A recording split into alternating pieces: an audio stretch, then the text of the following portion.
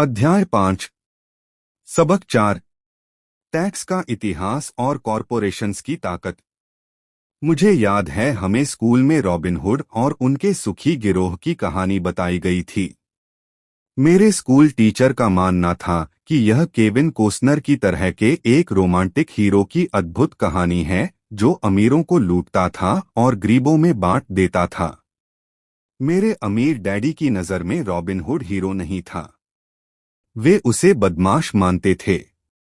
Robin hood को गुजरे हुए तो लंबा समय गुजर चुका है, परंतु उसके अनुयायी आज भी जिंदा है। कितनी बार मैंने लोगों को यह कहते सुना है, इसके लिए अमीर लोग पैसे क्यों नहीं देते, या अमीरों को और ज्यादा टैक्स देना चाहिए और उसे गरीबों में बांट देना चाहिए। रॉबिन हुड का यह विचार कि अमीरों से लेकर गरीबों में बांट दिया जाए, गरीब और मध्य वर्ग के लोगों के लिए सर्वाधिक कष्ट का कारण है। इसी रॉबिन हुड आदर्श के कारण मध्य वर्ग पर टैक्स का इतना भारी बोझ लदा हुआ है। सच्चाई तो यह है कि अमीरों पर टैक्स लगता ही नहीं है। गरीबों की भलाई के लिए जो पैसा लगता है वह मध्य वर्ग से आता है, खासकर शिक्षित और ऊंची आमदनी वाले मध्य वर्ग से। टैक्स के बारे में पूरी तरह से समझने के लिए हमें इसकी ऐतिहासिक पृष्ठभूमि को समझने की जरूरत है। हमें टैक्स के इतिहास को जानने की जरूरत है।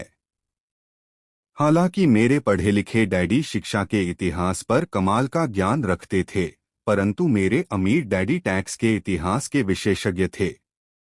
अमीर डैडी ने माइक और मुझे यह समझाया कि इंग्लैंड और अमेरिका में पहले कोई टैक्स नहीं लगते थे। कभी कभार युद्ध का खर्च जुटाने के लिए कुछ समय के लिए टैक्स जरूर लगा करते थे।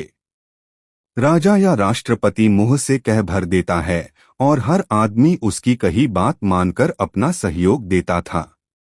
ब्रिटेन में 1799 से 1816 से बीच नेपोलियन से युद्ध के समय टैक्स लगाया गया था और अमेरिका में 1861 से 1865 के बीच हुए सिविल वॉर के खर्च को जुटाने के लिए टैक्स लगाया गया था। 1874 में इंग्लैंड ने इनकम टैक्स को अपने नागरिकों पर स्थायी रूप से लागू कर दिया।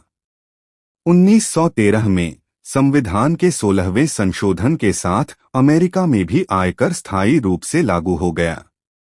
एक समय था जब अमेरिकी लोग टैक्स विरोधी हुआ करते थे। चाय पर बहुत ज्यादा टैक्स लगने के कारण ही बोस्टन हार्बर पर प्रसिद्ध टी पार्टी की घटना हुई थी, जिससे क्रांतिकारी युद्ध को ताकत मिली थी। इंग्लैंड और अमेरिका दोनों को ही नियमित इनकम टैक्स के विचार को जनता के गले उतारने में लगभग 50 साल का समय लगा। इन ऐतिहासिक तिथियों से हमें यह पता नहीं चल पाता कि दोनों ही मामलों में टैक्स शुरू में केवल अमीरों पर लगाए गए थे। अमीर डैडी चाहते थे कि माइक और मैं इस बात को कभी नहीं भूलें। उन्होंने स्पष्ट किया कि टैक्स का विचार लोकप्रिय बना और उसे ज्यादातर लोगों ने सिर्फ इसलिए माना क्योंकि उन्हें यह बताया गया कि टैक्स अमीरों को सजा देने का और मध्य वर्ग तथा गरीबों को मदद देने का साधन है। इसी कारण जनता ने टैक्स कानून के समर्थन में वोट दिए और यह वैधानिक बन गया।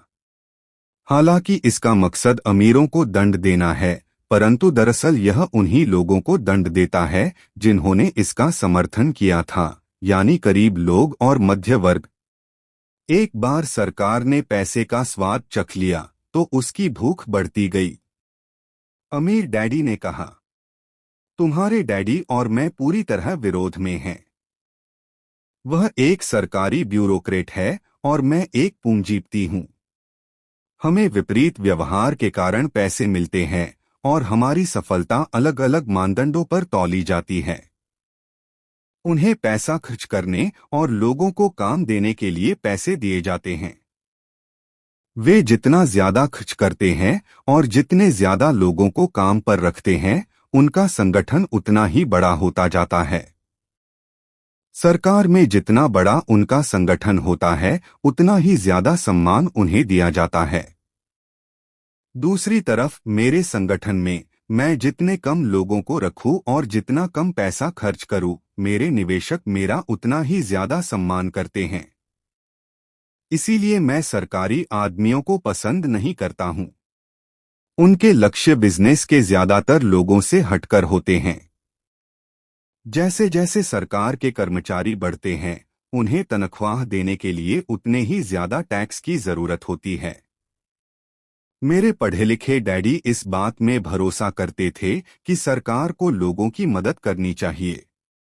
वे जॉन एफ कैनेडी से प्रेम करते थे और खासकर पीस कॉर्प्स के विचार से।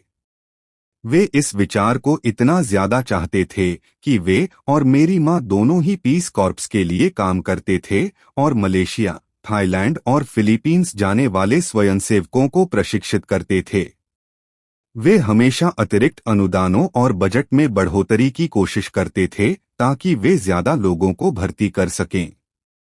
ऐसा वे शिक्षा विभाग की अपनी नौकरी में भी करते थे और पीस कॉर्प्स में भी। यह उनका काम था। जब मैं 10 साल का था, तब से मैं अपने अमीर डैडी से यह सुनता आया हूं कि सरकारी कर्मचारी आलसी चोरों का गिरोह है, और मेरे गरीब डैडी से मैं यह सुनता हूं कि अमीर लोग लालची और बदमाश होते हैं जिनसे सरकार को ज्यादा टैक्स लेना चाहिए। दोनों ही विचारों के पक्ष में तर्क दिए जा सकते हैं।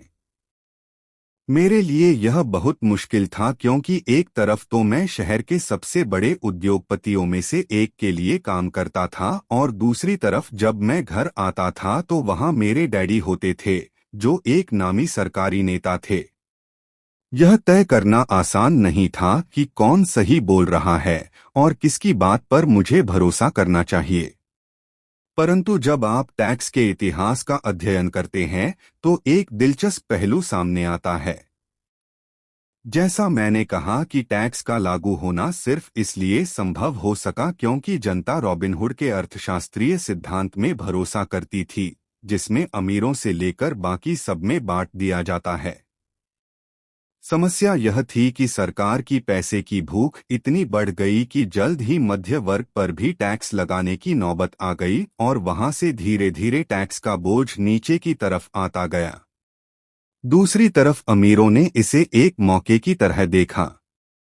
वे उन्हीं नियमों से नहीं खेलते हैं जिनसे जनता खेलती है। जैसा मैंने बताया है, अमीर पहले ही कॉरपोरेशन के बारे में जानते थे, जो पानी के जहाजों के दिनों में लोकप्रिय हुए थे। अमीरों ने हर समुद्री यात्रा की संपत्ति के जोखिम को सीमित करने के लिए कॉरपोरेशन का उपयोग किया। अमीर लोग हर समुद्री यात्रा के लिए पैसा जुटाने के लिए कॉरपोरेशन में अपना पैसा डालते थे। फिर यह कॉरपोरेशन न्यू वर्ल्ड में खजाने की खोज के लिए नाविकों को भर्ती करता था। अगर जहाज डूब जाता था तो नाविकों की जान जाती थी, परंतु अमीर लोगों को सिर्फ इतना ही नुकसान होता था कि उनका वह पैसा डूब जाता था जो उन्होंने उस समुद्री यात्रा के लिए दिया था। आगे आने वाला चित्र दर्शाता है कि किस तरह कॉरपोरेट स्ट्रक्चर आपके इनकम स्टेटमेंट और बैलेंस शीट के बाहर बैठता है। अमीर लोग किस तरह खेल को खेलते हैं। कॉरपोरेशन के कानूनी ढांचे की ताकत के ज्ञान से अमीरों को गरीबों और मध्य वर्ग की तुलना में बहुत ज्यादा फायदा मिलता है। मुझे 2 डैडियों ने शिक्षा दी थी, जिनमें से एक समाजवादी थे और दूसरे पूंजीपति। मुझे जल्द ही यह महसूस हुआ कि पूंजीपति में पैसे की ज्यादा समझ है। मुझे ऐसा लगा कि पैसे की नासमझी के कारण समाजवादी आखिरकार खुद को ही सजा देते हैं। अमीरों से वसूलों का नारा लगाने वाली भीड़ चाहे जितना जोर लगा ले, अमीर लोग उनसे जीतने का रास्ता हमेशा ढूंढ निकालते हैं। इसी कारण टैक्स आखिरकार मध्य वर्ग पर लगे। अमीरों ने बुद्धिजीवियों को अपनी बुद्धि से हरा दिया, सिर्फ इस कारण क्योंकि वे पैसे की ताकत को जानते थे और यह विषय स्कूलों में नहीं पढ़ाया जाता। अमीर लोगों ने बुद्धिजीवियों को किस तरह हराया? एक बार अमीरों से वसूलों का कानून पारित हुआ तो सरकार की तिजोरी में पैसा आने लगा। पहले तो लोग इस बात से खुश हुए। यह पैसा सरकारी कर्मचारियों और अमीरों को दिया जाने लगा। सरकारी कर्मचारियों के पास यह पैसा नौकरियों और पेंशनों के रूप में गया। अमीरों के पास यह पैसा उनकी फैक्ट्रियों के जरिए मिले सरकारी कॉन्ट्रैक्ट्स से आया। सरकार के पास ढेर सारे पैसे थे, परंतु उस पैसे के मैनेजमेंट की समस्या थी। उसमें कोई रिसर्कुलेशन नहीं था। दूसरे शब्दों में, सरकारी नीति में अगर आप एक सरकारी ब्यूरोक्रेट हैं तो आप पैसा बचाना पसंद नहीं करते। अगर आप अपने लिए आवंटित फंड को खर्च नहीं कर पाते हैं तो आपको अगले बजट में उतनी राशि नहीं मिलेगी, और निश्चित रूप से आपको योग्य तो माना ही नहीं जाएगा। दूसरी तरफ बिजनेस में पैसे बचाने के लिए इनाम मिलता है और ऐसा करने पर आपको काबिल माना जाता है। जब बढ़ते हुए सरकारी खर्चों का यह चक्र चलता रहा तो पैसे की मांग बढ़ी और अमीरों से टैक्स वसूलों के विचार में अब कम अमीर लोगों को भी शामिल कर लिया गया, और इस तरह सरकार इतनी नीचे आ गई कि वे गरीब और मध्य वर्गीय लोग भी टैक्स के दायरे में आए जिन्होंने इसके लिए वोट दिए थे।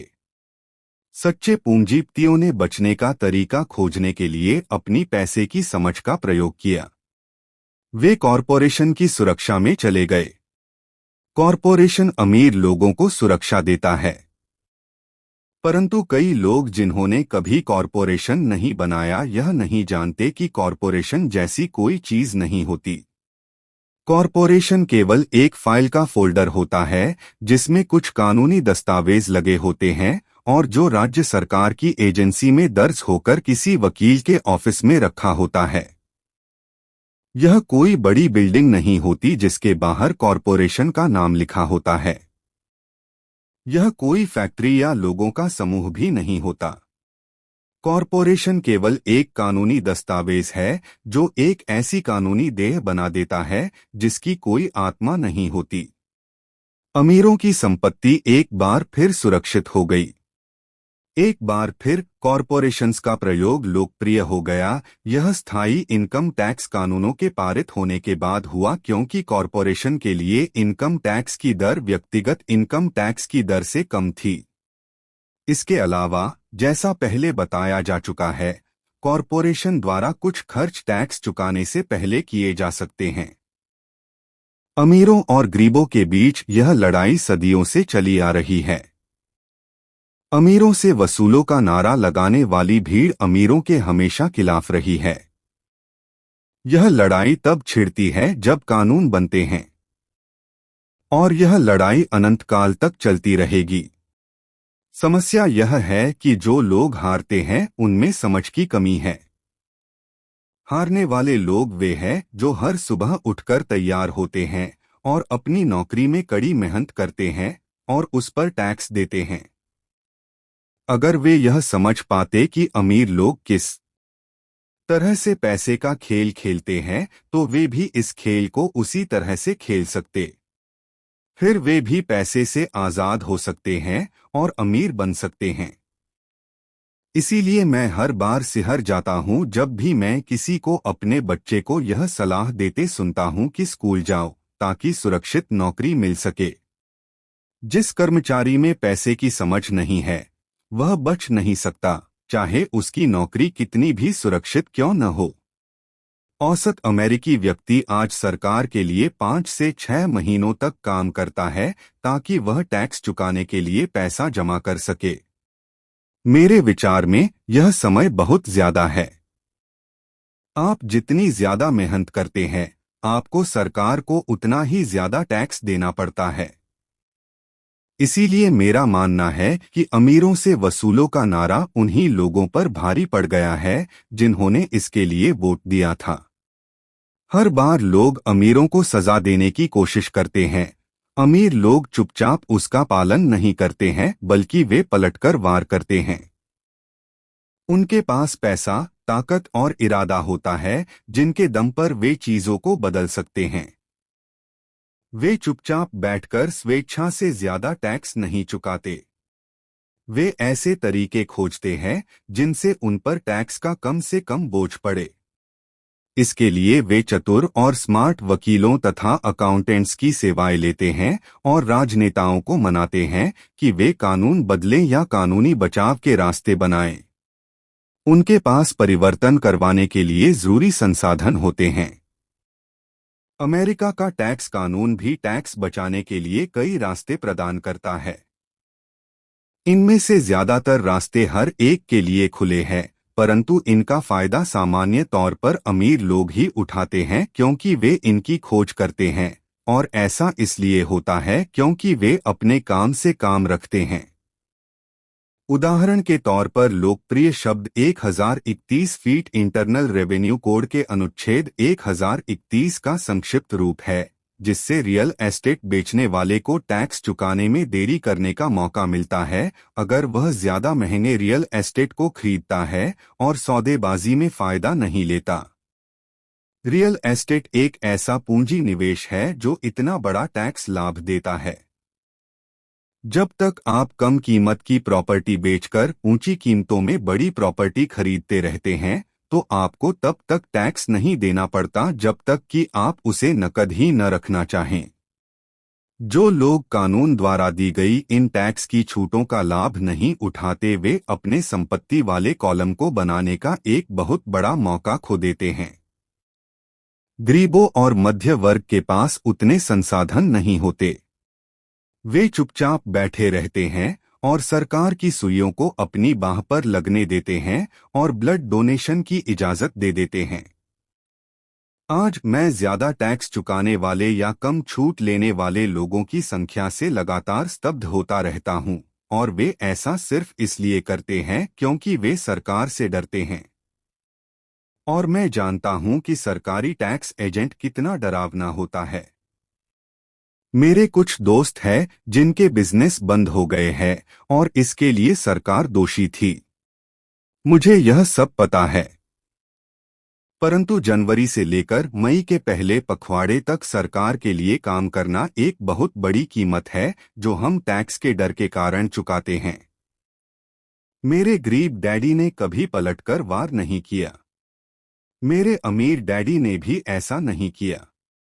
उन्होंने केवल खेल को चतुरता से खेला और उन्होंने ऐसा कॉरपोरेशंस के माध्यम से किया जो अमीरों का सबसे बड़ा रहस्य है।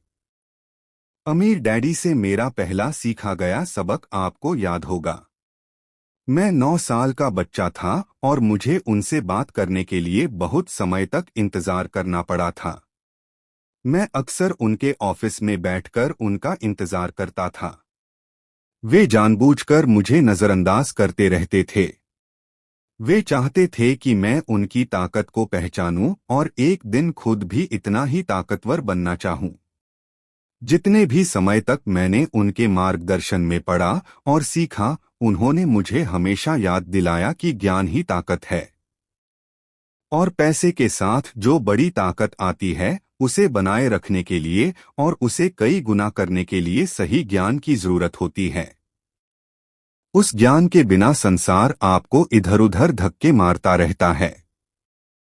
अमीर डैडी हमेशा माइक और मुझे यह याद दिलाया करते थे कि सबसे ज्यादा डरावना व्यक्ति बॉस या सुपरवाइजर नहीं होता, बल्कि टैक्समैन होता है।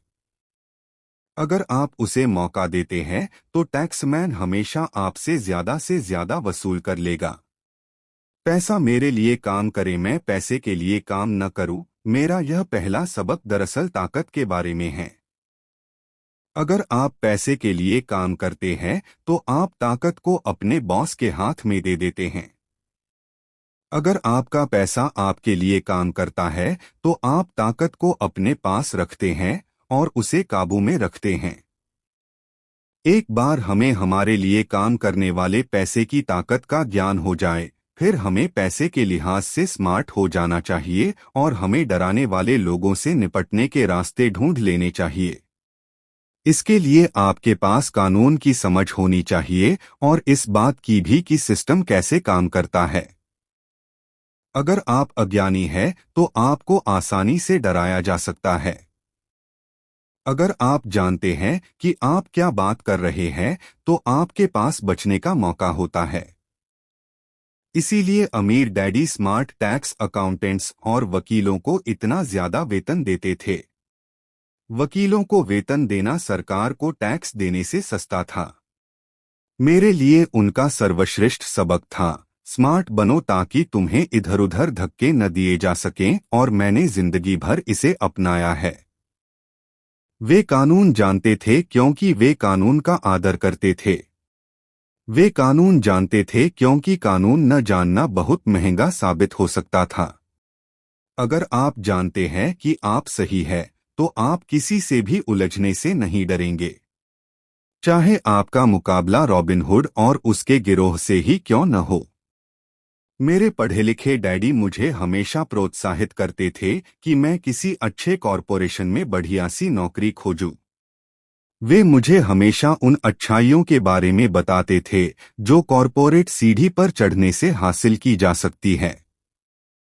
वे यह नहीं समझ पाते थे कि कॉरपोरेट नियोक्ता से मिलने वाले वेतन के चेक पर पूरी तरह निर्भर रहने से मैं एक ऐसी दुधारू गाय बन जाता था जिसे दुहा जा सकता है। जब मैंने अपने अमीर डैडी को अपने डैडी की सलाह बताई तो वे केवल हंसे। उन्होंने सिर्फ यही कहा, सीढ़ी का मालिक ही क्यों न बना जाए। बचपन में मुझे यह समझ में नहीं आया था कि अपने कॉरपोरेशन के मालिक होने से अमीर डैडी का क्या मतलब था। यह एक ऐसा विचार था जो असंभव और डरावना लग रहा था। हालांकि मैं इस विचार से रोमांचित था, परंतु मेरी कम उम्र में मैं इस संभावना पर विचार ही नहीं कर पा रहा था कि वयस्क लोग किसी दिन मेरी कंपनी में काम करेंगे। मुद्दे की बात यह है कि अगर अमीर डैडी नहीं होते तो मैं अपने पढ़े लिखे डैडी की सलाह का पालन कर रहा होता। मेरे अमीर डैडी के बार बार याद दिलाने के कारण ही मेरे अपने कॉरपोरेशन का विचार जीवित रहा और यह मुझे एक अलग राह पर चलाता रहा। जब मैं 15 या 16 साल का था तो मैं जानता था कि मैं उस राह पर नहीं चलने वाला जो मेरे पढ़े लिखे डैडी ने बताई है। मैं नहीं जानता था कि मैं ऐसा किस तरह करूंगा, परंतु मैंने दृढ़ निश्चय कर लिया था कि मैं भीड़ के साथ नहीं चलूंगा और उस दिशा में नहीं जाऊंगा जिस तरफ मेरे सहपाठी जा रहे थे। इस फैसले ने मेरी जिंदगी बदल दी। जब तक मैं 25 साल का हुआ तब तक मेरे अमीर डैडी की सलाह मुझे पूरी तरह समझ में नहीं आई थी। मैंने हाल ही में मरीन कॉर्प्स छोड़ी थी और मैं जेरोक्स के लिए काम कर रहा था। मुझे बहुत पैसा मिल रहा था, परंतु हर बार जब भी मैं अपनी तनख्वाह के चेक को देखता था तो मुझे हमेशा निराशा होती थी। कटौतियां इतनी ज्यादा थीं और जितना ज्यादा मैं काम करता था कटौतियां उतनी ही ज्यादा होती थी। जब मैं ज्यादा सफल होने लगा तो मेरे वरिष्ठ बॉस मेरे प्रमोशन और तनख्वाह बढ़ाने की बातें करने लगे। यह सुनने में अच्छा लगता था, परंतु मैं अपने कानों में अपने अमीर डैडी की यह आवाज भी सुन सकता था, तुम किसके लिए काम कर रहे हो? तुम किसे अमीर बना रहे हो? 1974 में जेरोक्स के कर्मचारी के रूप में ही मैंने अपना पहला कॉरपोरेशन बनाया और अपने काम से काम रखना शुरू कर दिया। पहले से ही मेरे संपत्ति वाले कॉलम में कुछ संपत्तियां मौजूद थीं, परंतु अब मैंने ठान लिया था कि उन्हें ज्यादा बढ़ाया जाए। कटौतियों वाली तनख्वाह को देख देखकर मुझे अमीर डैडी की सलाह में समझदारी दिखने लगी थी। अगर मैं अपने पढ़े लिखे डैडी की सलाह पर चलता तो मुझे अपना भविष्य साफ नजर आ रहा था। कई नियोक्ता यह अनुभव करते हैं कि अगर कर्मचारी अपने काम से काम रखें तो यह उनके बिजनेस के लिए बुरा होता है। मुझे विश्वास है कि ऐसा कुछ लोगों के साथ हो सकता है, परंतु मेरे साथ ऐसा नहीं था। एक बार मैंने अपने काम से काम रखने की ठान ली और अपनी संपत्तियां बढ़ाना शुरू कर दिया तो मैं एक बेहतर कर्मचारी बन गया। मेरे पास अब एक लक्ष्य था। मैं सुबह जल्दी आ जाता था और मेहनत से काम करता था और इस तरह ज्यादा से ज्यादा पैसे कमाता था ताकि मैं उसे रियल एस्टेट में निवेश कर सकूं। हवाई में उस समय कीमतें तेजी से बढ़ रही थीं और वहां किस्मत चमकाई जा सकती थी। जितना ही ज्यादा मुझे यह लगा कि वहां निवेश की संभावनाएं हैं, उतनी ही ज्यादा जेरोक्स मशीनें मैंने बेची। मैंने जितनी ज्यादा मशीनें बेची मुझे उतना ही ज्यादा पैसा मिला और हाँ, मेरी तनख्वाह के चेक से उतनी ही ज्यादा कटौतियां हुई। यह प्रेरणादायक था। मैं कर्मचारी होने के जाल से बाहर निकलना चाहता था और इसलिए मैं कम मेहनत करने के बजाय ज्यादा कड़ी मेहनत करता था। 1978 तक मैं सेल्स में चोटी के 5 लोगों में से एक था। प्राय नंबर 1 मैं चूहा दौड़ से बहुत जल्दी बाहर निकलने के लिए बेताब था। 3 साल से भी कम समय में मैं जेरोक्स की तुलना में अपने छोटे से कॉरपोरेशन से कहीं ज्यादा कमा रहा था, जबकि मेरा कॉरपोरेशन रियल एस्टेट में निवेश करने वाली कंपनी थी और वह पैसा जो मैं अपने कॉरपोरेशन में अपनी संपत्ति वाले कॉलम में बना रहा था, वह पैसा मेरे लिए काम कर रहा था। मुझे कॉपियर बेचने के लिए दरवाजे खटखटाने की जरूरत नहीं थी। अमीर डैडी की सलाह में मुझे ज्यादा समझदारी दिख रही थी। जल्दी ही मेरी प्रॉपर्टी से आने वाला कैश फ्लो इतना ज्यादा हो गया कि मेरी कंपनी ने मेरे लिए मेरी पहली कार खरीद दी। जेरोक्स के लोगों को लगा कि मैं अपने कमीशन बेच रहा हूं, परंतु मैं ऐसा नहीं कर रहा था। मैं अपने कमीशन को संपत्तियों वाले कॉलम में निवेश कर रहा था। मेरा पैसा और ज्यादा पैसा कमाने के लिए कड़ी मेहनत कर रहा था। मेरी संपत्ति कॉलम का हर डॉलर एक बढ़िया कर्मचारी था, जिसकी कड़ी मेहनत के कारण और ज्यादा कर्मचारी तैयार होते थे और वे सब मिलकर अपने बॉस को एक नई कार तोहफे के रूप में दे देते थे, और वह भी टैक्स चुकाने के पहले। मैंने जेरोक्स के लिए ज्यादा कड़ी मेहनत करना शुरू कर दिया। मेरी योजना सही तरह से चल रही थी और मेरी कार इसका जीता जागता सबूत थी। अपने अमीर डैडी से सीखे गए सबक के कारण मैं उस चूहा दौड़ के मिथक से बाहर निकलने में सफल हो सका था और कम उम्र में ही एक नियोक्ता बन गया था। यह पैसे की समझ से ही संभव हुआ था। इस वित्तीय ज्ञान के बिना, जिसे मैं फाइनेंशियल आईक्यू कहूंगा, आर्थिक स्वतंत्रता की मेरी राह में बहुत ज्यादा मुश्किलें आई होती। अब मैं फाइनेंशियल सेमिनारों में दूसरों को इस आशा के साथ सिखाता हूं ताकि मैं उनके साथ अपना ज्ञान बांट सकूं। जब भी मैं लेक्चर देता हूं तो मैं लोगों को यह याद दिलाता हूं कि फाइनेंशियल आईक्यू विशेषज्ञता के 4 बड़े क्षेत्रों से आने वाले ज्ञान से बनता है। नंबर 1 है अकाउंटिंग, जिसे मैं फाइनेंशियल साक्षरता कहता हूं। अगर आप साम्राज्य बनाना चाहते हैं तो यह बहुत महत्वपूर्ण दक्षता है। आप जितने ज्यादा धन के लिए जिम्मेदार होंगे, उतनी ही ज्यादा सूक्ष्मता की जरूरत होगी, नहीं तो आपका साम्राज्य ताश के पत्तों के महल की तरह ढह जाएगा। यह बाएं मस्तिष्क का पहलू है जिसमें वर्णन या सूक्ष्मता जरूरी है। फाइनेंशियल साक्षरता वह योग्यता है जिसके सहारे फाइनेंशियल स्टेटमेंट्स को पढ़ा और समझा जा सकता है। इस योग्यता से आप किसी भी व्यवसाय की कमजोरियों और मजबूतियों को पहचान सकते हैं। नंबर 2 है निवेश, जिसे मैं पैसे से पैसे बनाने का विज्ञान कहता हूं। इसमें तकनीकों, रणनीतियों और फॉर्मूलों की जरूरत होती है। यह मस्तिष्क का दायां पहलू है, यानी रचनात्मक पहलू। नंबर 3 है बाजार की समझ, मांग और पूर्ति का विज्ञान। बाजार के तकनीकी पहलुओं को जानने की जरूरत है जो कि भावनाओं द्वारा संचालित होते हैं। 1996 में क्रिसमस के दौरान टिकलमी एल्मो डॉल का प्रकरण भी तकनीकी या भावनाओं द्वारा संचालित बाजार का उदाहरण है। बाजार का दूसरा तत्व निवेश की मूलभूत या आर्थिक समझ है। क्या किसी निवेश में समझदारी है या वर्तमान बाजार की परिस्थितियों के हिसाब से ऐसा करना नासमझी है? कई लोग यह सोचते हैं कि बाजार को समझना या निवेश की अवधारणाएं बच्चों को समझ में नहीं आएंगी क्योंकि ये जटिल होती है।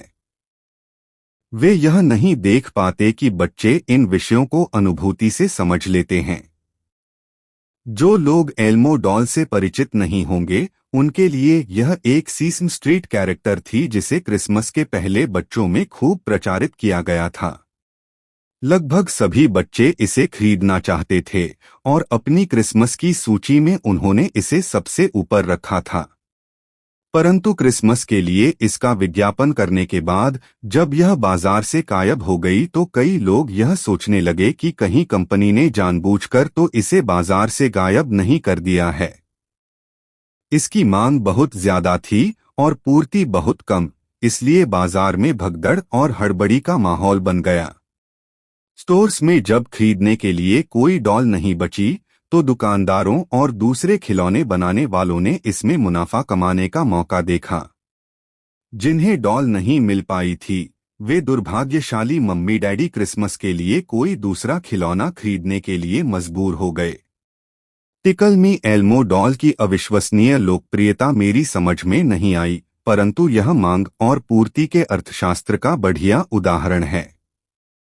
यही बात स्टॉक, बॉन्ड, रियल एस्टेट और बेसबॉल कार्ड बाजारों पर लागू होती है। नंबर 4 है कानून। उदाहरण के तौर पर अकाउंटिंग, निवेश और बाजारों की तकनीकी दक्षताओं के सहारे कॉरपोरेशन का प्रयोग विस्फोटक वृद्धि प्रदान कर सकता है। कोई भी आदमी जिसे कॉरपोरेशन द्वारा दिए जाने वाले टैक्स फायदों और सुरक्षा का ज्ञान हो वह बहुत ज्यादा तेजी से तरक्की कर सकता है और अमीर बन सकता है, जो किसी कर्मचारी या छोटे बिजनेस के मालिक के लिए संभव नहीं है। इसमें उतना ही अंतर है जितना पैदल चलने वाले और उड़ने वाले में होता है। यह अंतर बहुत ज्यादा हो जाता है जब हम इसे दीर्घकालीन संपत्ति के संदर्भ में देखते हैं। एक टैक्स लाभ। एक कॉरपोरेशन कई ऐसी चीजें कर सकता है जो एक आदमी नहीं कर सकता, जैसे कि यह टैक्स देने के पहले खर्च कर सकता है।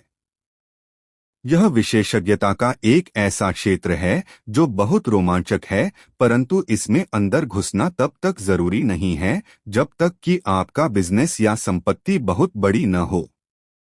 कर्मचारी कमाते हैं और टैक्स चुकाते हैं और फिर जो बचता है उससे अपना खर्च चलाते हैं। एक कॉरपोरेशन कमाता है, जितना खर्च कर सकता है करता है और फिर बची हुई रकम पर टैक्स चुकाता है। यह अमीरों द्वारा इस्तेमाल किया जाने वाला सबसे बड़ा कानूनी बचाव का रास्ता है। इन्हें बनाना आसान है और बहुत ज्यादा महंगा नहीं है, बशर्ते कि आपके पास अपने खुद के निवेश हों जो अच्छा कैश फ्लो दे रहे हों। उदाहरण के तौर पर अपने कॉरपोरेशन का फायदा यह है, घूमने जाने का कार्यक्रम हवाई में बोर्ड मीटिंग बन जाता है। कार का भुगतान, बीमा, रिपेयर इत्यादि कंपनी खर्च में डाल दिए जाते हैं। हेल्थ क्लब की सदस्यता भी कंपनी खर्च है। ज्यादातर रेस्टोरेंट के डिनर भी आंशिक व्यय है। और भी ऐसे बहुत से खर्च है जो टैक्स चुकाने के पहले किए जाते हैं। 2. कानूनी मुकदमों से सुरक्षा। हम एक कानूनी समाज में रह रहे हैं। हर आदमी आपसे फायदा चाहता है। अमीर लोग अपने क्रेडिटर्स से अपनी ज्यादातर संपत्ति को छुपाने के लिए कॉरपोरेशंस और ट्रस्ट्स का सहारा लेते हैं। जब भी कोई किसी अमीर आदमी पर दावा ठोकता है तो उसे यह पता चलता है कि वह कानूनी कवच से घिरा हुआ है और दरअसल उस अमीर आदमी के पास कोई संपत्ति है ही नहीं। वे हर चीज पर नियंत्रण रखते हैं, परंतु वे किसी चीज के मालिक नहीं होते। गरीब और मध्य वर्गीय लोग हर चीज के स्वामी होने की कोशिश करते हैं और इसलिए जब उन पर दावा ठोका जाता है तो वे सरकार या अपने साथी नागरिकों के हाथों अपनी संपत्ति खो बैठते हैं। उन्होंने रॉबिन हुड की कहानी से यह सीखा है कि अमीरों से वसूलो, गरीबों में बांट दो। इस पुस्तक का लक्ष्य यह नहीं है कि कॉरपोरेशन बनाने का तरीका बताया जाए, परंतु मैं कहूंगा कि अगर आपके पास किसी तरह की वैध संपत्तियां हों तो आप जितनी जल्दी हो सके कॉरपोरेशन द्वारा दिए जाने वाले फायदों और सुरक्षा के बारे में ज्यादा जान लें। इस विषय पर कई पुस्तकें लिखी गई है जो इन फायदों के बारे में विस्तार से बताती है और कॉरपोरेशन बनाने के लिए जरूरी सीढ़ियों को भी समझाती है। एक पुस्तक खास तौर पर बहुत अच्छी है जिसका शीर्षक है थिंक एंड ग्रो रिच। यह पुस्तक कॉरपोरेशंस की ताकत का बखूबी वर्णन करती है। फाइनेंशियल आईक्यू दरअसल कई कुशलताओं और गुणों का मेल है। मैं तो यही कहूंगा कि यह ऊपर बताई गई 4 तकनीकी दक्षताओं का समन्वय है जो मूलभूत फाइनेंशियल ज्ञान का आधार है। अगर आप बहुत ज्यादा पैसा कमाना चाहते हैं तो इन दक्षताओं के समन्वय से आपका फाइनेंशियल ज्ञान बहुत ज्यादा बढ़ जाएगा। कॉरपोरेशन के मालिक अमीर लोग 1. कमाते हैं। 2. खर्च करते हैं। 3. टैक्स चुकाते हैं। संक्षेप में कॉरपोरेशन के लिए काम करने वाले कर्मचारी 1. कमाते हैं। 2. टैक्स चुकाते हैं। 3. खर्च करते हैं। आपकी संपूर्ण फाइनेंशियल रणनीति के लिए हम आपकी संपत्तियों के चारों तरफ कॉरपोरेशन का कवच लपेटने की बहुत ज्यादा सलाह देते हैं।